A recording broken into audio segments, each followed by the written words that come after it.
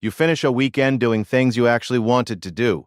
Maybe you watched a few episodes of something you enjoy, spent time on a hobby, talked with people you like, and yet by the end of it, you feel oddly drained. Not sad, not bored, just tired in a way that doesn't quite make sense. You didn't do anything hard. So why does your mind feel like it did? This experience is more common than most people talk about. And the usual explanation that you just need more sleep or that you're becoming less resilient doesn't really hold up when you look at what's actually happening inside the brain during enjoyable activity. Most people assume mental fatigue is a direct result of effort. The harder the task, the more tired you should feel.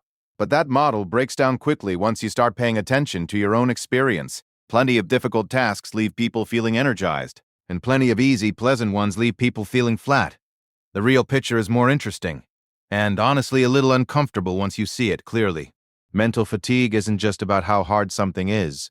Research suggests it's closely tied to how much sustained cognitive engagement an activity demands, regardless of whether that engagement feels like effort. When your brain is actively processing, making small decisions, following narratives, responding to social cues, or managing any kind of input, it is working. The fact that you're enjoying it doesn't change the underlying biology.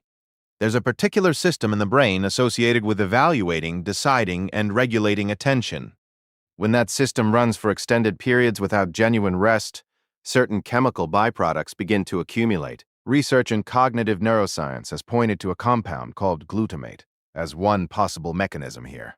When it builds up in specific brain regions, the brain actually begins to pull back from cognitive engagement as a kind of protective response. You don't feel this as pain. You feel it as a vague flatness, a reduced motivation to think, a kind of internal quieting. And critically, this process doesn't care whether what you were doing was enjoyable. Think about what actually happens when you watch a show you love.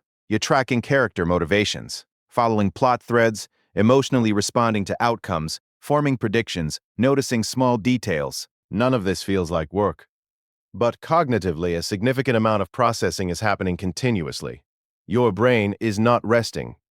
The same is true of social interaction, even the good kind. Talking with people you care about involves constant real-time interpretation of tone, meaning, expression, and response. You're monitoring how you're coming across, choosing words, adjusting based on reactions. Again, not effortful in the way a work presentation is effortful, but still genuinely demanding on the systems that manage social and emotional cognition. Scrolling through your phone, even mindlessly, involves constant micro-decisions and attention shifts. Each new piece of content requires a small evaluation. Is this worth my attention? Do I care about this? Should I engage? That cycle, repeated hundreds of times, adds up.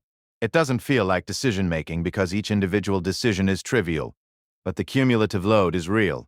This is where the experience starts to feel a little strange when you think about it. You can spend a day doing things you genuinely chose, things that brought you actual pleasure, and end up with less cognitive capacity than when you started. Not because anything went wrong, just because the brain's resources are finite, and sustained engagement consumes them regardless of whether the engagement was pleasant. There's also something worth understanding about the role of novelty in complexity. More interesting content tends to be more cognitively demanding, not less. A show with a rich storyline requires more of your brain than a repetitive one. A conversation about something meaningful requires more processing than small talk. In a real sense, the more you enjoy something intellectually, the more likely it is to contribute to mental fatigue, not because enjoyment is draining in itself, but because the things we tend to find genuinely engaging are usually the things our brains are working hardest to process. This creates a quiet paradox that most people never quite name. The activities we reach for to recover from the demands of daily life are often not cognitively neutral. We treat them as rest. But rest, in the neurological sense, requires something closer to genuine disengagement. Walking without a destination. Sitting without a screen. Time where the brain is not actively managing input or producing output. That kind of rest is rarer than most people realize, and it tends to feel uncomfortable at first because we're not used to it. Now here's where it's important not to take this too far. This does not mean that enjoyable activities are bad for you, or that you should stop doing them, or that anything you find pleasurable is secretly working against you. That would be the wrong conclusion entirely. Enjoyment has its own distinct value. Social connection, engagement with stories, intellectual stimulation, creative activity. These things contribute meaningfully to quality of life and are supported by a great deal of research in psychology and well-being. What this is really about is a mismatch in expectations. Most people have absorbed the idea that if they like what they're doing, they should feel restored by it. And when they don't, they assume something is wrong with them. They're not grateful enough, or they're somehow not doing leisure correctly, or there's a deeper problem they need to fix. But the feeling isn't a failure of attitude. It's just a biological signal that sustained cognitive engagement has a cumulative cost, and that cost doesn't get waived because the engagement was chosen or enjoyed. Understanding that distinction changes how the experience feels, even if it doesn't change the experience itself. The tiredness after a day of things you liked is not a sign that you liked them less than you thought, or that you're broken, or that you need a fundamentally different life. It's a sign that your brain was active, that you were present and engaged and genuinely involved in what you were doing. There's something almost reassuring in that. Once you sit with it, the uncomfortable part isn't really the fatigue. It's realizing how rarely most of us actually rest in the way the brain needs. How often we move from one form of engagement to another without any real gap in between. Work ends and screens begin. Screens end and conversation begins. Conversation ends, and we reach for something else. The brain rarely gets a genuine pause in the cycle.